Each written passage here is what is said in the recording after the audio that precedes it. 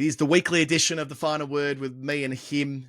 Odin Mortgage and Tax have been with us through April and May, and that's who you should go to if you have financial arrangements in Australia and if you don't live in Australia like you and like me.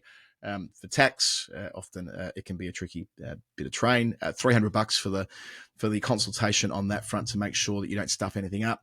And if you're looking to buy property or moving back to Oz and you're looking to have your mortgage side of things sorted out, that's a free consultation as well. So Odin Mortgage and Tax, you can hear a lot more about them in other episodes that we've done. Link in the show notes. Jeff, last bit of the show today is domestic cricket in England, another belting county round. I should say, though, indulgently, it wasn't the only cricket played in the UK this weekend. And I'm not going to talk about my own games. I'm going to talk about my daughter Winnie, who did her first day of organised cricket on Sunday. The All Stars program here, which Jeff is kind of like the Vic kick of to date it for you and me is kick of Vic, the Vic kick or the Oz kick of cricket over here. With the old Milo have a go. The Milo, Ryobi, Woolworths, McDonald's. They took the model. Mutual. Yeah, a bloke from Australia came over here and worked for the ECB and rolled it out exactly as they did in Oz, and it's working really, really well for participation for young kids. But, just like Rod Marsh with the academy and Troy Cooley with the bowling program. It was so nice though. Like they do this thing where they go all stars now have to make the shape of a star, and I guess that's the position they get themselves into to bowl and to be ready in the field. And Winnie had an absolute ball with her name written on her shirt and name written on her bat, and all these little things that hopefully will inform a lifetime of loving cricket. And we both wore our T20 Vision sunnies together as well. She's got a nice pair of the Glenn Maxwell flares, which they kindly sent over for her, which is super cute. So she was running around in a pair of Glenn. Do they do miniature ones? Are they like kid size? They do. Yeah. So it was extremely cute seeing Winnie running around in Maxi sunglasses, these big gold flary things. So you can get them, by the way, in the show notes. My whole cricket team's wearing them now. They are so good to bowl in and to run in. In. Jeff, bring yours with you to Edinburgh. I can't wear them because I wear regular glasses. Would you need to wear? You'd have to wear contacts. Contacts, I don't do. Well, anyway, my point is, if you're running in them or having I've never felt comfortable bowling in sunnies until these, and we've been all decked out in them. So, T20 Vision is link in the show notes. 10% off because you're mates with Jeff and me. Jeff, I had to give my pair away because I couldn't wear them when I was playing, so I gave them to a teammate who goes by the name of the Bullet Train, who comes in and sends it down at prodigious pace without much idea where it's going. But he was the best catcher on our pub side, so he was always stationed at deep mid-wicket and looking into the sun a fair bit. So I gave him the flares that have the full wraparound coverage, and he took a couple of absolute snaffles out there in towards the end of the season. So I like to think that was why. I said I wasn't going to talk about my. I took a screamer the other day off former co-host of The Final Word, Dan Gallen, probably. Is he hosted? Probably has. He's definitely been on. He's definitely guested. He might have hosted one with you. There was a leading edge, and I was running back with the flight, Nick Rewalt style, and just stuck out the right mitt. Probably more Fatty Vorton style, to be honest with you, and dragged Fatty's fucking catch, which was a bit of fun. Anyway, that was possible because of the glass. Having a party in there by himself, listening into this on the production mic. Finally, county cricket heating up. Another great round. Teams are really scattered towards the top of both divisions. I'm loving season 25. Another last over beauty that ended the round late yesterday. Essex holding on at home against Yorkshire, who for all money looked like they were going to win away, which would have been significant. So the short story here was that Yorkshire 216, Essex 123. Okay. Now, Yorkshire well ahead in the game. Fewer than the first innings score. Okay. George Hill, promising young, tall seamer, took a six for Yorkshire. Yorkshire then 426 for six declared. Did you say tall? Tall. He'll be playing the first test, no doubt. He's tall and he took wickets in county cricket, so they don't. No, that's right. You can't. Therefore, it doesn't work out. Yorkshire batter them in the third innings of the match. And Adam Lyth, another 100. Can't stop making tons. Adam Lyth, get him in there. Back. They left Essex 520. Alex Lees and Adam Lyth opening in the first test. Then we'll be happy. And Sam Robson at 3. But that generation. Sam Robson at 3. By the way, congratulations to Sam and his wife, who had a baby a couple of weeks ago. Was on the show recently as well. 520 was the target. which seems excessive. But as you often point out, Jeff, you don't want to leave too many overs because there reaches a tipping point where there's too many overs, right? So 133 is what they left themselves. So it's kind of irrelevant what score they were up to. Well and truly battered out of the game. They had Essex at one stage 45 for 4 with like fucking 120 overs left. So, they've got to win that game of cricket. Sure. Michael Pepper then walks in, who has had some experience with England, batting with Critches. They bat for 77 overs, 69 and 75 respectively. So Pepper's eventually out in the 93rd over when Hill, the aforementioned, bowls him. There's still 41 overs to go for 4 wickets. But then Simon Harmer digs in. They end up with Jamie Porter walking in, 9 down with 12 overs to go. And he faced 34 balls, batting with Simon Harmer. And it's a long, long time to be 9 down. It's Anderson Panesar stuff. Jamie Porter. And they get to the end. And his daughter wash their feet in soda water. So Simon Harmer's going to get a stand named after him at Chelmsford. Like, he has such determination. Yeah. Like, he just keeps on delivering. It's these South African pros that can't stop offering. The hard bastard theory that you put to Kyle Abbott. Yeah, well, I feel that way. Are you? He's like, well, I think a lot of players are hard bastards from a lot of countries, but we're like, I think our entire view of South Africans is shaped by Lethal Weapon 2. Diplomatic immunity, Mr. Murtaugh, has just been revoked. So, which is how they do things in America these days as well. Due process. But it does seem like we have a view that maybe because their accent sounds tough, we think that they're tougher than somebody who was doing the same things from somewhere else. Well, the way he explained to us that making them bowl 20 overs a day for 6 days in a row when they're 13 kind of reinforced my view that they build them tough in that part of the world. Or give them lifelong stress fractures, one or the other. Yeah, or both. Why not both? So Essex are in 5th. They've had a pretty bad start to the year, actually, but they're in 5th now, having secured that draw. They've got a platform. They're 30 points behind. Notts are on top of the table. We'll come to them in a sec. In fact, we'll come to them now. Notts, a crushing win over Hampshire. That was a big game for Hampshire. Away from home, they were building some momentum, but they've rocked up the Trent Bridge, and Notts made 333 on day one. Freddie McCann, 133, 20-year-old right-hander. Our guy Kyle Abbott, 5 for 57 from 21 overs to at least dismiss Notts for what could have been an awful lot more. But then Hampshire are all out 196, and they're stuffed when Abbott walks in, and he smashes 67 from 51. So what more can this bloke do? 5 for spit, then 67 in a hurry to vaguely keep them in the game. Notts then make 345 the second time around. Centuries for Liam Patterson-White and for Jack Haynes. Abbott 3 more. So he's taken 8 for the match plus a quick 50. And then Hampshire is set 483. They're all out 116. They're annihilated. Abbott 18 not out at the end. So across all 4 innings, he's made a contribution in a team that's been beaten by over 300 runs. He's getting Brownlow votes. Maybe 3 Brownlow votes, at least 2, maybe 2.5. At least 2, yeah. In a game where they've been beaten by 15 goals. It's an improbable scenario. He is Gary Ablett Jr. at Gold Coast. A Sussex win, a close one. I was watching this yesterday on the stream. What a waste. What a waste. Those wasted years. They still haunt me, those wasted years of GA Jr. Right, yes. Run around at Carrara. Yeah, it didn't need to be, did it? Fuck all point. And it was all because you guys had a bit of a tanty. Geelong had a bit of a tanty after losing that prelim in 2010, wasn't it? I think there was a bit of friction with Bomber. There was a bit of Mark Thompson friction, and then Bomber left anyway. So I'm like, Bomber, if you just done that a month earlier, just tuck into your salad sandwich somewhere else. Yeah. And away you go.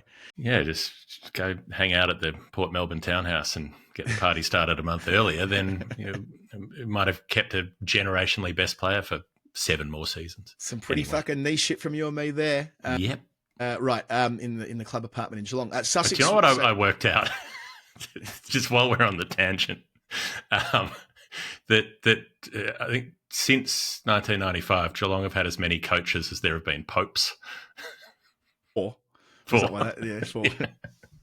It's when you've got a long one like JP2. Like JP2 was like Kevin Sheedy. Yeah. He might have served for about, because JP2 comes in 1982, I want to say. Yeah. Even earlier, I think 70. All right. I think he was like 25 years, something like that. Well, let's say it's 82 for the sake, because he comes in, I think Sheedy starts in 81 and Sheedy finishes in 2006. JP2 died in 2005. 5, was it? So, yeah, it's 2005, wasn't it, when they had the German fella take over? Ratzinger. So they, I mean, they almost mirror each other. Kevin Sheedy and John Paul II. Yeah. And who's the new Pope? New Pope, the Chicago, the White Sox fella. The chap from Philippines who missed out. I said this at the time. If you want to get a job done like that, you want to get the numbers done, the new chief executive of the Australian Sports Commission, Mark Arbib, I'm sure he'd be available for some freelance work. You want to get the numbers, get Arbib involved, you win. That's how it works. That's how you get a Filipino Pope. Don't mess around. I heard on the grapevine that there's one Australian factional power broker who might have spoken to multiple cardinals in trying to be involved in the preference whisperer. Is it the guy who got the shooters and fishers a seat in the New South Wales? I'm not going to say who it was, but a prominent Catholic for the Labor Party who was involved talking to cardinals, helping do the numbers, which is just a beautiful. Bob Santa Maria. Is that who it was? Was he involved? Did they get him? Get a Ouija board out and get Bob out? Not quite. I'm not going to give away any more clues because someone will work out what I'm talking about here. Yeah. But yeah, get Arbib involved. I hope we see him somewhere. Because he's taking Kieran Perkins' gig, because Perkins was the chief executive of the ASC. Right. Who I met, I was introduced to at the function we went to this year. And I it's not often that I meet someone who's a celebrity or whatever and find it hard to get a sentence out. Exception for Kieran Perkins. I found that was, I didn't even, I've been to 2 of those events now where he's been there, and I haven't spoken to him for exactly that reason, because all I would do is go, lane 8. Unbelievable swim from lane 8. I kind of started talking to him. Like, he remembered us from last year. Yeah. He remembered that that we had been there or whatever. I guess it was probably what you were wearing. You were wearing quite an extravagant outfit. I was, yeah. And I mentioned it to one of our colleagues that we felt a bit nervous, and then she insisted upon doing the introduction. But anyway, I didn't. I just avoided that possibility. I was like you say, I'm very rarely do I feel weird meeting someone with a profile. I don't care. Like, people are people. Yeah. But there was some kind of childhood thing that just, I think it would be the same if I had to meet Kathy Freeman, again, there would be no words. I wouldn't be able to get anything out. Hopefully we get nominated for that award again next year, and you can meet Arbib, who is an extremely I would not be nervous funny man. He's a belter. I'm sure he'll do a great job at the Sports Commission. Where are we? We're talking about county cricket. Well, we got under it was just because I'd noticed that Chris Scott has been the coach of Geelong for 15 years, and I was like, fucking hell, 15. This is his 15th season. Really, this is unbelievable.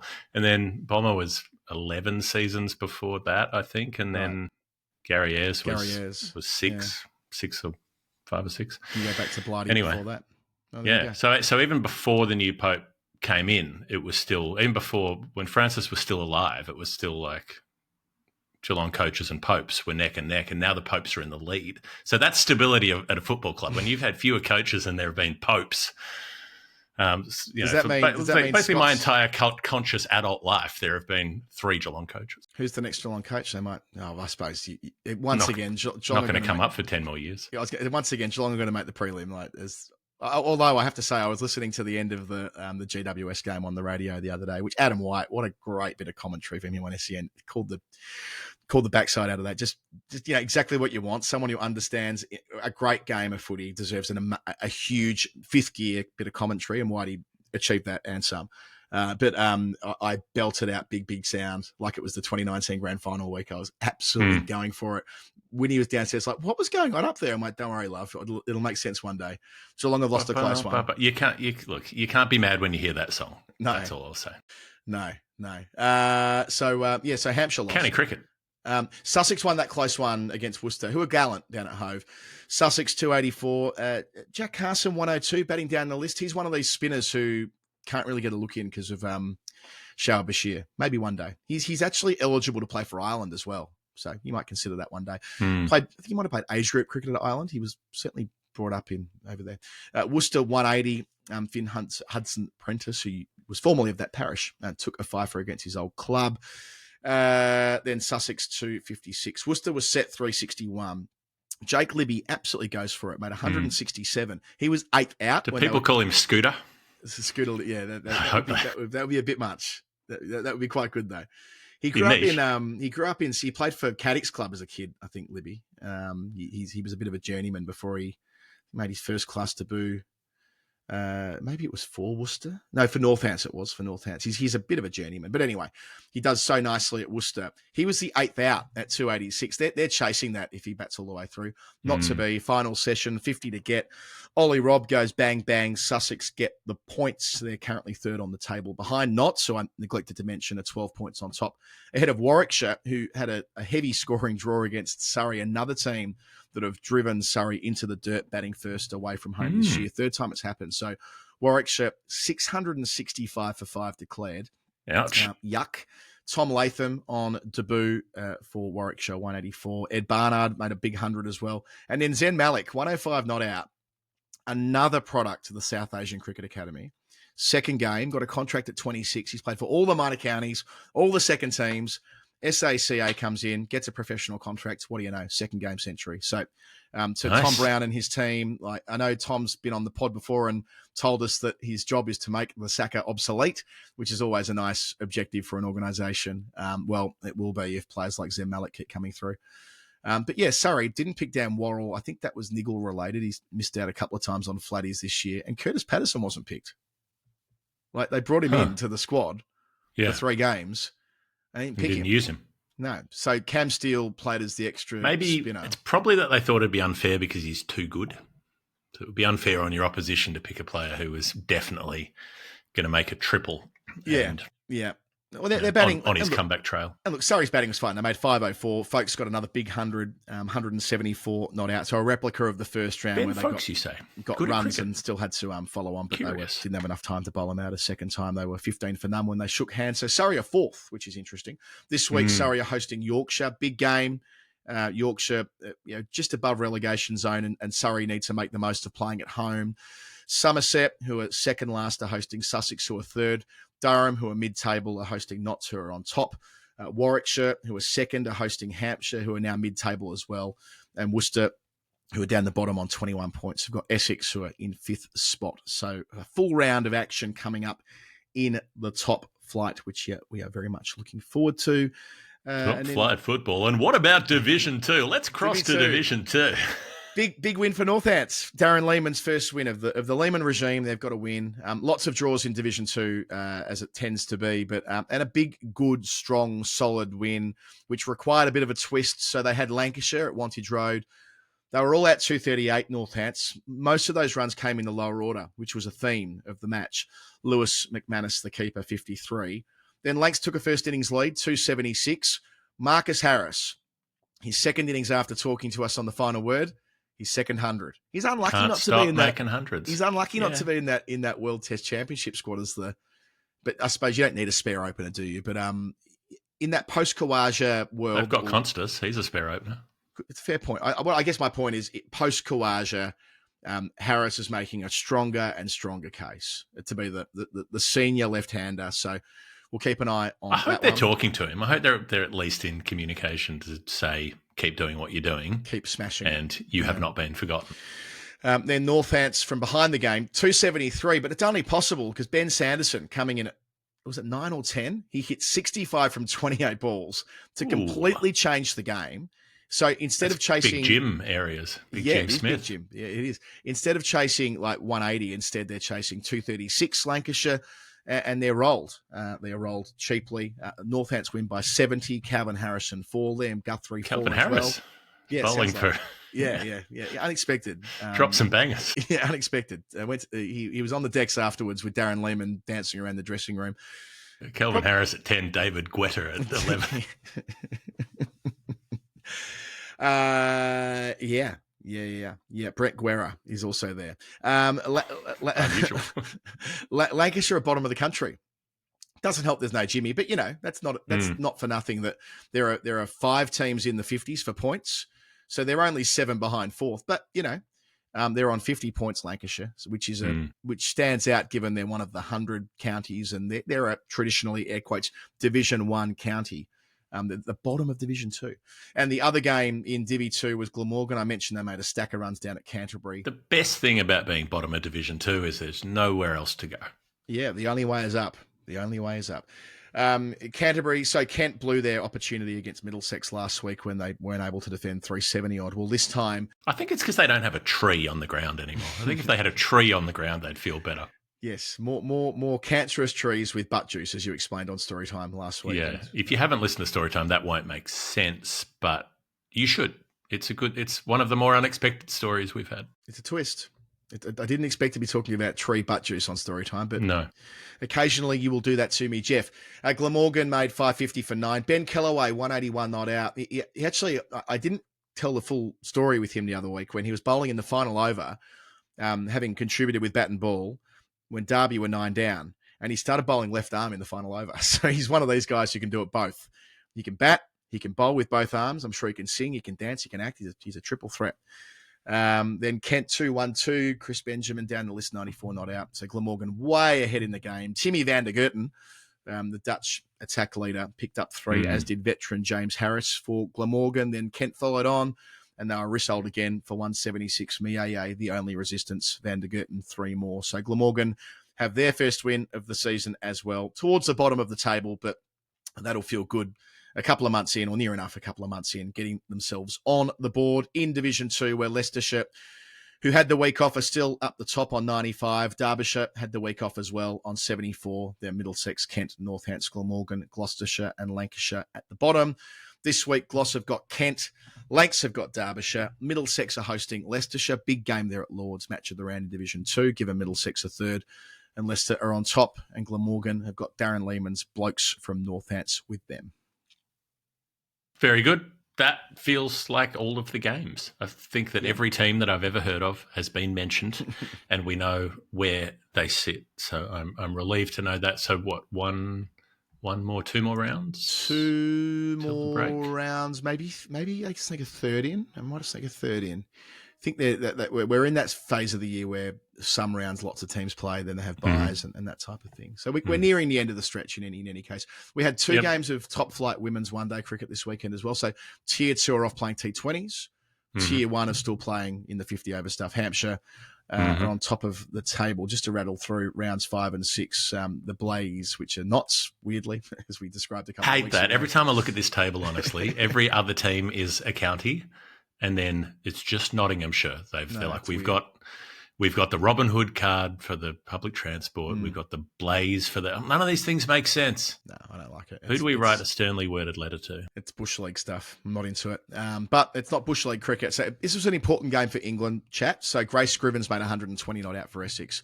The Blaze chase it down 5 down, but Tammy Beaumont 116 not out. So you wouldn't be surprised to see Scrivens and Beaumont batting together for England soon. Hampshire beat Durham comfortably. Charlie Knott, who's come straight over from captaining Australia A, top scored with 58 for Hampshire. She'll be a mainstay in the Aussie team soon enough, you would imagine. Surrey made a big score, 296 for 8 with an even 100 for Alice Davidson Richards. But then Lancashire chased it down. Fee Morris, 90 not out from 76. She's been on the circuit for a long time now. We had dinner with her a couple of years ago, didn't we, when we were at Hartley's place back in the 23 Ashes. And yes, Somerset defeated Warwickshire by 48 runs. Sophie Luff, a reliable domestic player, 111 not out. Then in the 6th round, Durham chased down 244 at home against Warwickshire. Susie Bates top scoring was 72. The full-timer there at Durham, which is significant, the New Zealand champion. She'll keep on doing it. She will indeed. Hampshire defended 273 against Essex. Georgia Adams, again, trying to force her way back into that England team, 110 not out. And Lindsay Smith, who's been in the England team in the last 12 months, took 4 for 33 for Hampshire. The Blaze lost to Lancashire. Another 100 in there for Scrivens. Oh, you're right. Yeah, I missed that. Yeah, Grace Scrivens made 101. So back-to-back 100, she'll be in that team against West Indies. You'd have to think she's the right time to start picking Grace Scrivens. And yeah, the Blaze 222. They had that chased down by Lancashire. Lamb again in the run, so a century, and then 74 to win that game by 4 wickets. And Surrey won big time against Somerset. They made another huge score, 306 for 7. A century for Bryony Smith, the captain, 4 for Wello. And then she made 36, but it was in a losing effort. They were bowled out for 215. Well, she top scored. This would be an Andrew Sampson one, because 215 is a pretty big score where 36 is the top score. There were 2 36s. So Heather Knight made 36 opening and Wellington down the order. So everybody else made some sort of score. Most players got into double figures. There are only a couple of single-figure scores. But, yeah, it's a big total for small individual contributions. So 6 of the 14 rounds in, mentioned Hampshire are on top, the Blaze, Lancashire, Somerset in the finals positions, then Warwickshire, Surrey and Durham within touching distance, and then Essex on the bottom with 1 win in League One. Jeff, I think that's pretty much our show. That's our show. That is our show. We've got a Storytime episode coming up later in the week, which will probably come out on Friday, I think is the plan at the moment. Other interviews in the offing as well.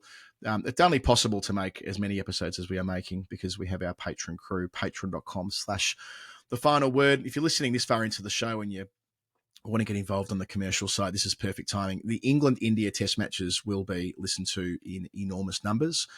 You can align with the final word for that. If you're a UK-facing business, this would be a great time to talk to me. info@finalwordcricket.com. Let's have a chat. Let's do you a deal. Let's get you in on the ground floor of the final word with our patrons at Maurice Blackburn and Odin and T20 Vision and the Wisdom Almanac and all the rest of it. We're a fun crew to be part of. So let that be my parting thought today. Very good. And my parting thought will be thank you for listening to this program, whoever you are and wherever you are. And we will be back in your earbuds again pretty soon.